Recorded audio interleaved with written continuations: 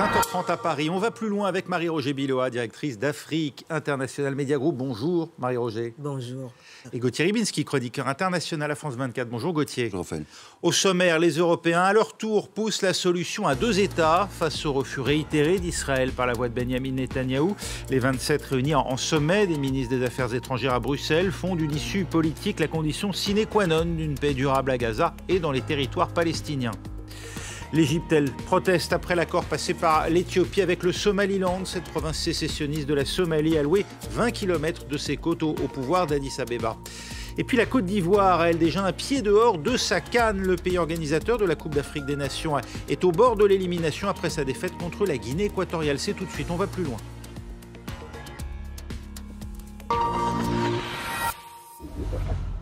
Avec 4 buts encaissés face à la Guinée équatoriale, voilà qui obère fortement les chances des éléphants de pouvoir poursuivre leur parcours dans ce qui est tout de même leur Coupe d'Afrique des Nations, celle qu'ils organisent à domicile à Abidjan, où l'on retrouve tout de suite Julia Guggenheim. Quelle est l'ambiance sur place, Julia ? Effectivement, j'ai pu parler avec des supporters ce soir. Ce qu'ils m'ont dit, c'est que c'était une humiliation, que c'était un cauchemar, qu'ils étaient très mal. Alors ce match, ça a commencé par des montagnes russes émotionnelles dans le village de supporters où nous l'avons suivi. D'abord, on a pu lire la déception et la douleur après le premier but marqué par l'équatorio-guinéen. Et puis l'explosion de joie quand même à la 67e minute quand Jean-Philippe Crasso a marqué un but qui finalement a été refusé par l'arbitrage vidéo pour cause de coup franc. Alors au troisième but des équatorio-guinéens, on a vu les supporters ivoiriens carrément se lever et quitter le village de supporters dans lequel nous nous trouvions. Même situation également, m'a-t-on rapporté, au stade Ebimpé, où de nombreux ont quitté le stade. Et puis lors du quatrième but à la 86e minute, c'était carrément l'abattement qu'on a pu lire sur le visage des supporters. Pourtant, des occasions, il y en a eu ce soir, mais ça n'a pas suffi pour les supporters des éléphants. Alors, l'élimination, vous l'avez dit, elle n'est pas encore assurée, mais c'est quand même très mal parti pour le pays hôte. Et puis, c'est bien la même situation que ce qui s'est déroulé il y a 40 ans, lorsque la Côte d'Ivoire avait déjà accueilli une Coupe d'Afrique des Nations et que le pays avait été éliminé également en phase de poule. Merci Julia Guggenheim avec nous en direct d'Abidjan. Vous y étiez il y a 9 jours exactement, Marie-Roger, pour le match d'ouverture déjà avec les Ivoiriens de cette Coupe d'Afrique des Nations. Ça vous fait quoi d'envisager ce soir le départ peut-être des éléphants de leur compétition ? C'est très triste toujours parce que, pour toutes sortes de raisons, parce que ceux qui organisent la Coupe espèrent la gagner, et aussi parce que ça crée une désaffection après sur les stades. Les gens ne viennent plus, la plupart des gens ne viennent pas. Et ça m'inspire deux choses. C'est qu'on se rend compte qu'il n'y a plus tellement d'équipes vedettes, finalement, parce qu'on a quand même été surpris par le Maroc, qui a essuyé un match nul avec la RDC, et puis voilà, c'est tout ça, c'est démocratisé à l'extrême. Une bonne nouvelle pour le foot africain. C'est une bonne nouvelle, mais je pense aussi qu'Anthony Blinken était sur les stades, sur les gradins aujourd'hui. Oui, c'est le match qu'il a choisi de regarder, pays hôte. Oui. Et là, je crois que l'ambiance, s'ils prennent tout ça pas très au sérieux, j'espère. C'est quand même que du foot, mais bon. C'est que du foot, mais c'est quand même... il y a péril sur la CAN, Gauthier Ribinski.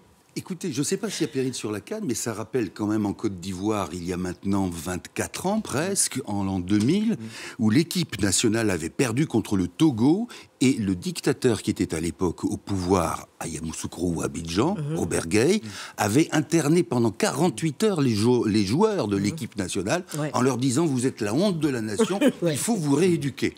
Bon, là, je pense que si la Côte d'Ivoire est éliminée, il n'arrivera pas à ces joueurs la même mésaventure. Bien sûr que non. Ça n'avait pas porté chance au Gérald Gueye. Non. Oui. Non plus.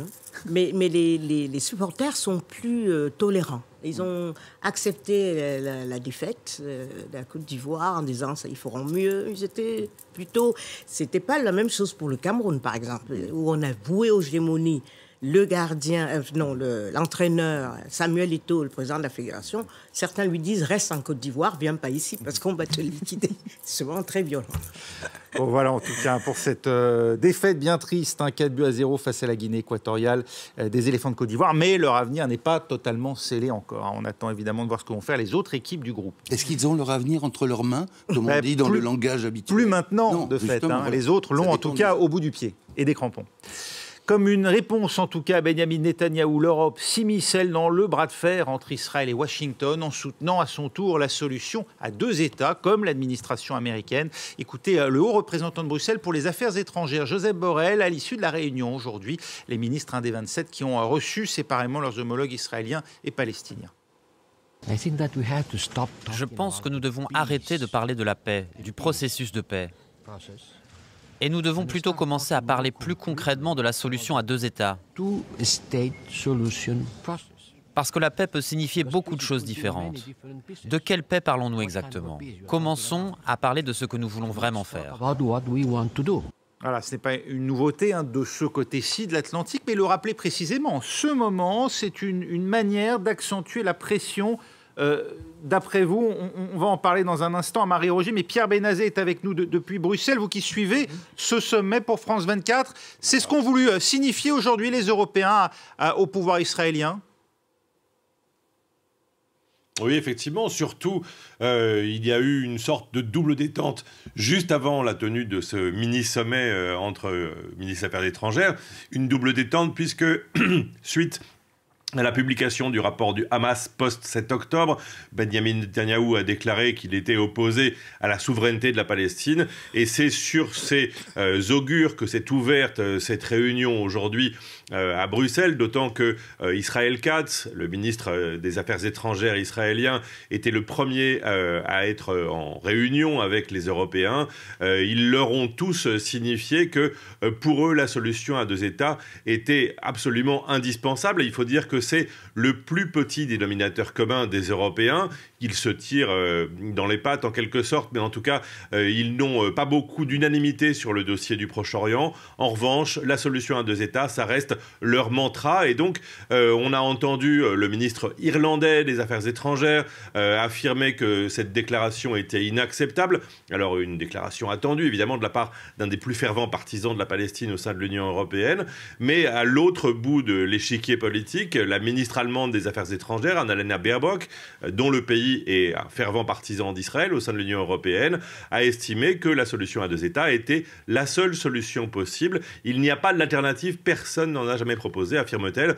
Et c'est donc ça que les Européens ont voulu signifier aux Israéliens et aux Palestiniens aujourd'hui à Bruxelles. Ils ont parlé, jusqu'à présent, on avait beaucoup entendu l'Europe, en tout cas sur les questions d'urgence, d'aide humanitaire. Là, c'était vraiment un sommet pour le long terme, Pierre. Oui, on a parlé un peu d'urgence parce que plusieurs pays se sont élevés pour demander à Israël d'ouvrir plus largement les portes au convoi humanitaire, au moins quintupler le nombre de camions. Mais c'est surtout pour ce que les Européens appellent l'effort du jour de la paix, une initiative qui a été lancée en septembre 2023, qui continuait son petit bonhomme de chemin un an plus tard et qui, évidemment, se retrouve au premier plan depuis le 7 octobre.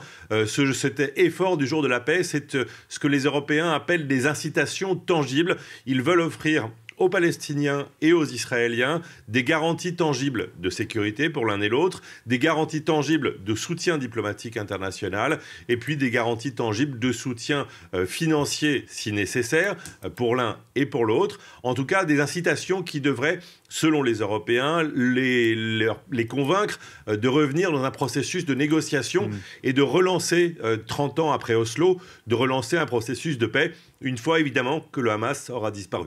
Merci Pierre Benazet depuis Bruxelles pour France 24. Marie-Roger Biloa, Israël doit accepter une solution à 2 États. Il en va de sa sécurité et donc de son avenir, disent les Européens. Enfin, ça va prendre du temps à négocier, on le sait, avant même, bien sûr, d'asseoir autour de la table d'éventuels négociateurs. À court terme, ça ne met pas fin à la guerre à Gaza. C'est quand même un problème de concordance des agendas, d'une certaine manière. Oui, certainement. Mais je crois que ce qui apparaît maintenant, c'est que cette solution à 2 États, qui est une espèce de tarte à la crème, apparaît à tout le monde maintenant comme la seule solution. C'est-à-dire, Israël n'accepte pas un État unitaire. Ça, je crois qu'il y a unanimité contre ça. Et en Israël, la solution à 2 États était quand même aussi sur la table, même si sa popularité recule. Et donc les Européens, qu'on regarde comme étant moins puissants que les Américains, même si les relations sont commerciales et de soutien sont très très fortes, ont un rôle à jouer. Avec les deux côtés, parce qu'ils soutiennent aussi financièrement l'autorité palestinienne. Le palestinienne, oui. et Israël. Ils ont ce rôle-là. Et ils ont un rôle à jouer, même si on entend que Netanyahou les méprise, etc. Mais Israël ne se résume pas à Netanyahou. Je pense que on a même vu encore hier, aujourd'hui, les sondages sont très mauvais pour lui. Les Israéliens, les parents des otages manifestent. Il y en a qui réclament des élections pour qu'ils s'en aillent, etc. Donc, Netanyahou est une hypothèque temporaire. Mais sur le long terme, je crois que la paix ne peut venir. C'est-à-dire, ce que Israël peut écouter, ça ne peut être que les amis. Et les amis, c'est les Européens, bien sûr, avec les Américains, mais les Européens font partie des amis. Donc, à ce titre-là, ils ont toute légitimité à essayer de trouver une solution, mais surtout qu'ils arrêtent de dire la paix. La paix, comme disait Borrell, si on parle d'un État, une solution à 2 États, il faudrait vraiment en définir les étapes, que ce soit beaucoup plus concret que le processus d'Oslo et qu'on reste pas et qu'on commence à rentrer vraiment dans les détails. Alors, Gauthier, votre réponse. Est-ce qu'on est simplement là dans la posture européenne ou est-ce que le moment est important, notamment face à Benyamin Netanyahou, qui vient quand même de réitérer de manière extrêmement claire son refus à terme d'une souveraineté quelconque d'un État donc palestinien aux portes d'Israël. Il est important de prendre date pour les Européens, de clouter d'une certaine manière leur attachement à cet État palestinien. Oui, attachement qui a fait défaut pendant des années. Alors c'est bien aujourd'hui de constater qu'ils y sont attachés. On essaye de rattraper le temps perdu. Ce qui est surprenant, pour essayer de répondre à votre question, ce qui est surprenant, c'est qu'Israël soit présent à ce sommet, parce que si l'on part du point de vue de Netanyahou, c'est pas de commentaires, on n'en parle pas. Et là, il y a quand même, pour une Europe qui est souvent un nain diplomatique, même si c'est un grand bailleur de fonds, notamment de l'autorité palestinienne, ce qu'il y a derrière, c'est-à-dire à la fois dans l'esprit des Européens et des protagonistes principaux, l'idée que les États-Unis, étant à la fois sous Biden très réticents maintenant vis-à-vis d'Israël, au point que les responsables israéliens disent les amis, les copains, c'est une chose, mais enfin, nous ferons ce qui est important pour Israël, et la perspective aussi, d'autre part, d'une reconquête du pouvoir par Donald Trump. C'est-à-dire des États-Unis qui ne seraient plus, qui n'abandonneraient pas Israël, mais qui seraient moins fiables dans ce dossier. De ce point de vue-là, du côté de Netanyahou et du Likoud, on joue la montre. On joue la montre. Oui. Mais est-ce qu'il y a l'idée que finalement, peut-être... En espérant une victoire de Trump. Voilà. Est-ce que l'Europe pourrait politiquement aussi... non pas prendre le relais, mais peser, avec toujours Et à elle seule tordre le bras des Israéliens. Alors, à elle seule, non. Mais tordre le bras, c'est toujours la même question. C'est celle que Staline posait à Pierre Lavin en disant « Le Vatican, combien de divisions ?» L'Europe, combien de divisions aujourd'hui? C'est pas grand-chose. Quid d'un éventuel plan arabe qui conditionne finalement une reconnaissance d'Israël par l'Arabie saoudite à un engagement irréversible des Israéliens en faveur d'un État palestinien? Vous pensez que la carotte est suffisamment attractive pour Benyamin Netanyahou, lui qui a indexé son avenir politique sur tout de même la non-reconnaissance, l'absence d'État de souveraineté palestinienne? Est-ce que c'est plus attrayant que le soutien inconditionnel des Américains? Parce que là, ce serait quand même un élargissement significatif des accords d'Abraham si l'Arabie saoudite reconnaissait Israël. Mais là, ils sont au point mort. Et si, concernant la sécurité de l'État d'Israël, je ne crois pas qu'ils misent sur l'appui de l'Arabie saoudite ou des pays du Golfe. Je crois que l'allié stratégique reste les États-Unis. C'est pour ça qu'on est... Et c'est un peu dommage, et enfin, c'est à courte vue ce que Netanyahou est en train de faire, parce qu'il pense que peut-être Donald Trump va accepter tout ce qu'ils souhaiteront, mais je crois que la donne aura changé. Tout ce qui s'est passé maintenant va avoir aussi un impact sur la politique intérieure des États-Unis, Et on ne sait pas, rien n'est sûr. On ne sait pas comment les républicains, quelle sera leur attitude vis-à-vis d'Israël et vis-à-vis de toutes les solutions qu'on essaie de mettre en place.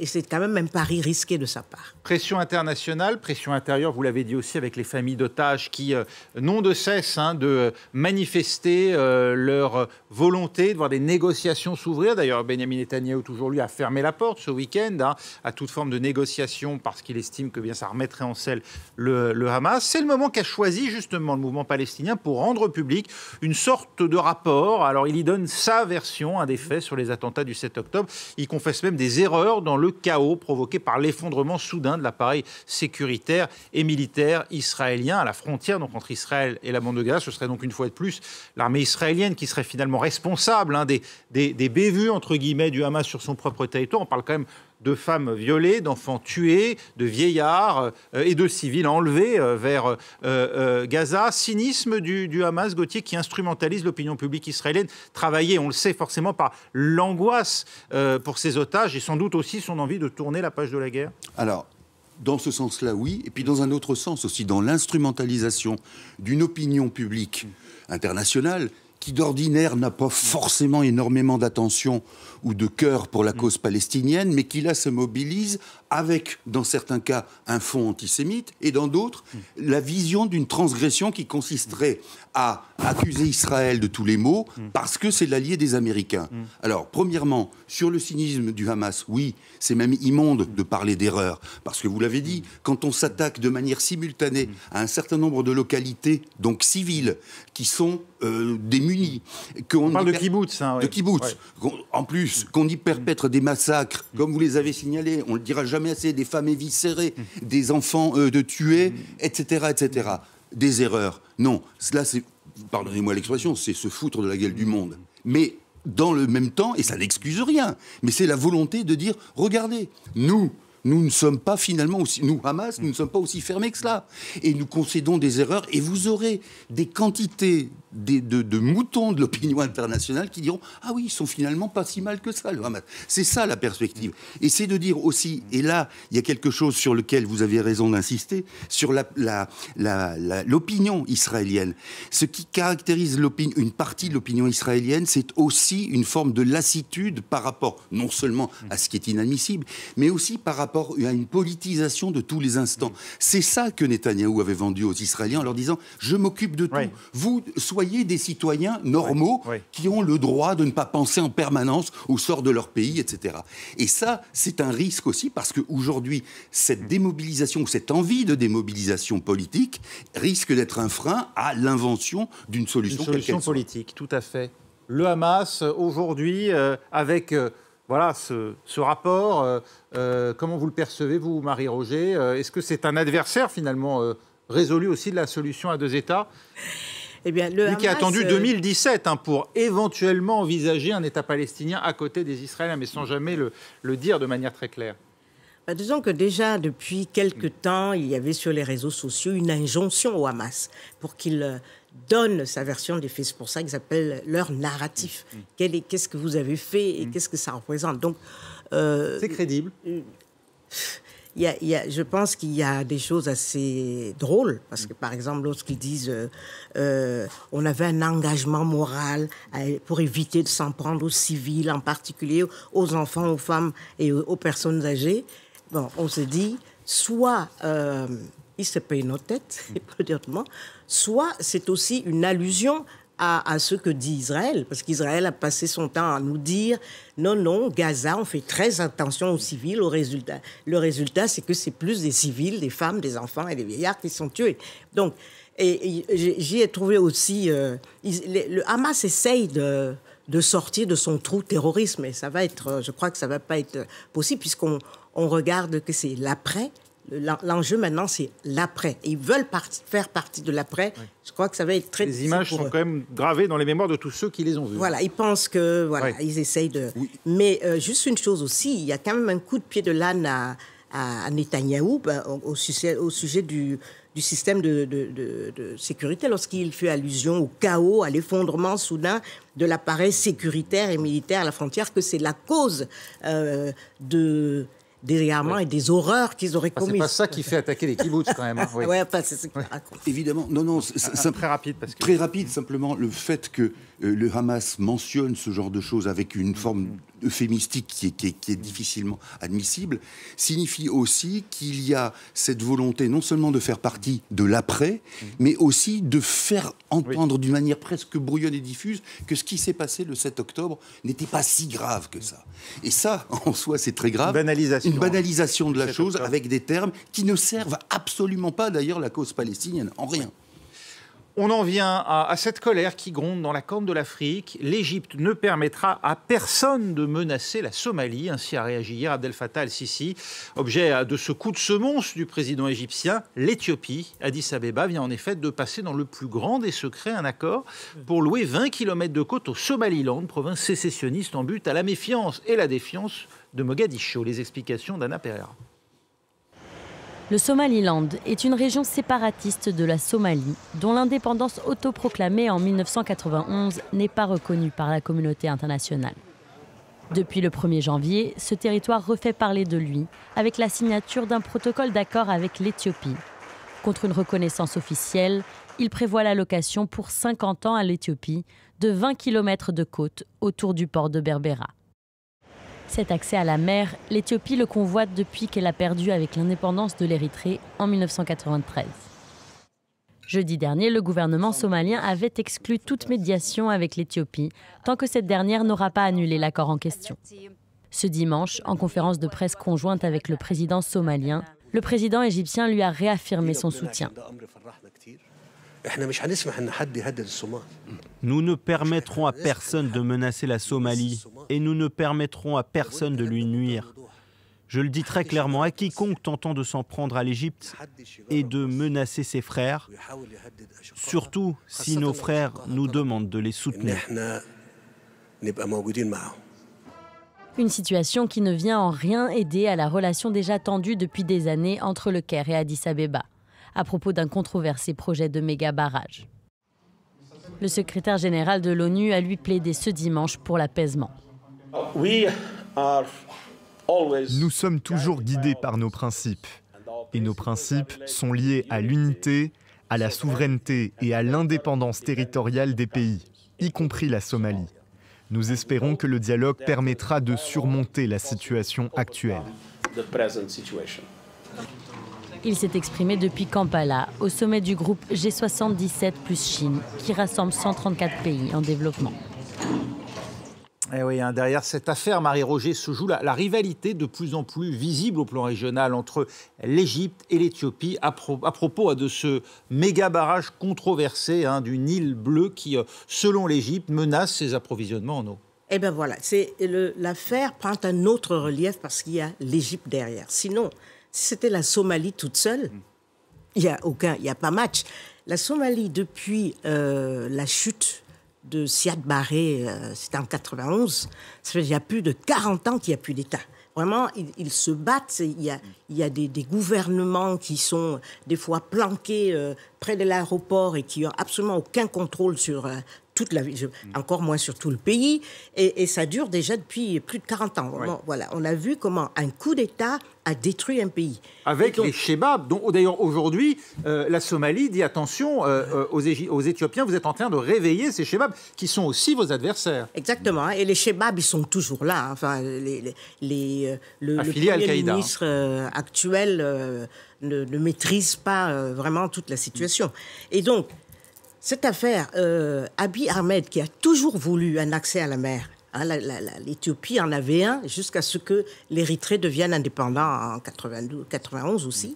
Justement après non, c'est pas après la chute de Siad Barré, mais après 91, quand elle est devenue indépendante, elle a perdu l'accès à la mer. Et ça a été quelque chose de très mal négocié parce que le Derg qui était à l'époque, je ne vais pas faire trop d'histoire, mais ça montre que l'Éthiopie a loupé des occasions parce que les Érythréens, non, ceux qui ont fini la guerre, là, c'est pas érythréen. Ah, je viens de trop. La guerre vient de se terminer. Il y a la guerre sur le nord, là. Dans la province, oui. Oui, bon, bref. On va la trouver. Voilà, ils avaient fait la guerre ensemble de libération. Hein, pardon? Ils avaient fait la guerre ensemble sous Libye. Et à l'époque, ils en parlaient, que quand vous serez indépendants, vous nous garantirez un accès à la mer. Et puis, lorsque c'est arrivé, ils s'en sont plus occupés. Et donc, cette histoire est restée comme ça. Et depuis, Abiy Ahmed, particulier lui, très régulièrement, il remet ça sur le tapis. Et cette fois-ci, je crois qu'il sent que les circonstances se sont réunies parce que on a vu sur le plan international un État comme la Russie qui a envahi l'Ukraine. Et ça se passe au très haut niveau.